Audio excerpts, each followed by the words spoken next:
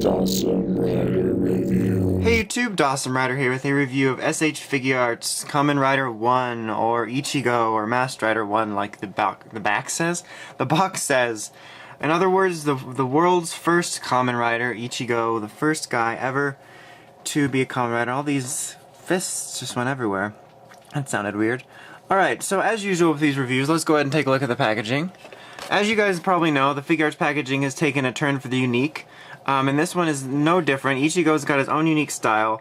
The packaging is all black, and it's done in like a thin kind of material compared to the others. And like the whole front of here has more plastic, and the cardboard's more thin. There's Masked Rider 1 here, obviously, and then we have this cool, like, kind of lined white drawn picture of Ichigo, which is cool. You got the logo down at the bottom. On the side here, it says Figuarts again, the description of what the line is, and then you got a picture of the figure doing a signature pose. And then on the other side here, it says his name, and then Masked Rider 1. On the bottom, all that weird information. On the top, his name again, description of the figures. And on the back, you got some profiles of him, molding, effect parts, movable, shows these poses and stuff you can do with him. Simple style, heroic action. So a pretty neat packaging, and it's thicker than a standard Figuarts box as well. So let's go ahead and take a look at what this guy comes with. As usual, he's got a bunch of different hands. I have no idea how these got so separated. He comes with these two kind of relaxed, posed martial arts hands. He comes with two hands for holding the sword. And then he comes with what appear to be three of the same hand. They're like karate chop / signature pose hands. And then he comes with another one for just doing that. They're pretty much identical. Like if you compare them, they're identical. So I don't see any difference.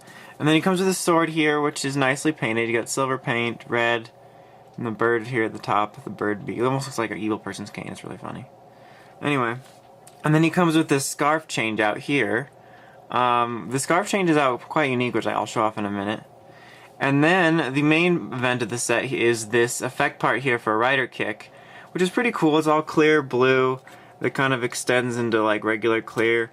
It's kind of difficult to use in a way unless you have a Tamashii stand available, because he does not come with one, so you can't really get him in that pose. So let's go ahead and take a look at the figure itself. The figure itself is pretty damn good. The head sculpt's really good, nice and accurate to the show. Nice dark red compound eyes. The mouth is done very well. The silver paint here and here kind of has a shiny quality to it.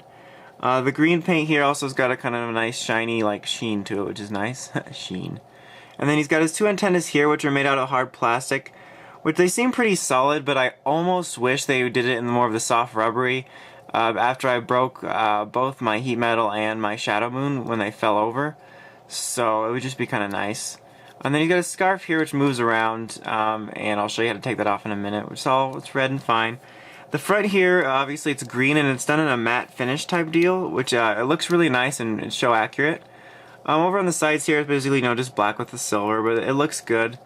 His belt here, very nicely done as well. The silver paint has another, it's also like this kind of a nice shiny color to it. Looks really nice. Here's the back. And then his leg, they're basically just black with silver paint, but they do have some nice details in here making it look like it's actual cloth. And then his silver boots. Articulation wise, pretty standard figure articulation. 360 ball joint right here, swiveling, double elbow joint, swiveling at the fist, swiveling here at the waist and the chest, 360 ball joint here, swiveling, and his leg came off because I pulled too hard, double knee joint here, swiveling at the foot, and then the toe action. And then of course his head can move up and down 360. It's a little bit hindered by his scarf. But overall, he's a really nice solid figure. Just to show you quickly how you can switch off the scarves. In the previous editions, like in the first and next versions, you would pull the head off and take the whole scarf off. This one you just yank this piece off here, and you'll see there's like a little ball. And then you just replace it, like so. This one might take a second. There you go. So then you got a new scarf. This one's like more blowing in the wind, I guess. So that's kind of nice the way they did that. It seems different, and it's a lot easier for sure. You don't have to pull the head off. I'm gonna put this back now, if I can get it to go back on. There we go. It's fairly easy. Any only real complaints about this figure is sometimes all of his joints are really nice and pretty tight, but sometimes if I move one of these legs in a certain way, the legs will pop off. That could just be mine, but otherwise he's a really solid figure. Another complaint is I can't really get him in his signature pose. Like it shows on the box, you can't get his arm to go quite this way, so you kind of have to go like this and have him turning to the side, which I don't know how those wizards got it in that pose. Just to quickly show you, get him in sort of a rider kick pose.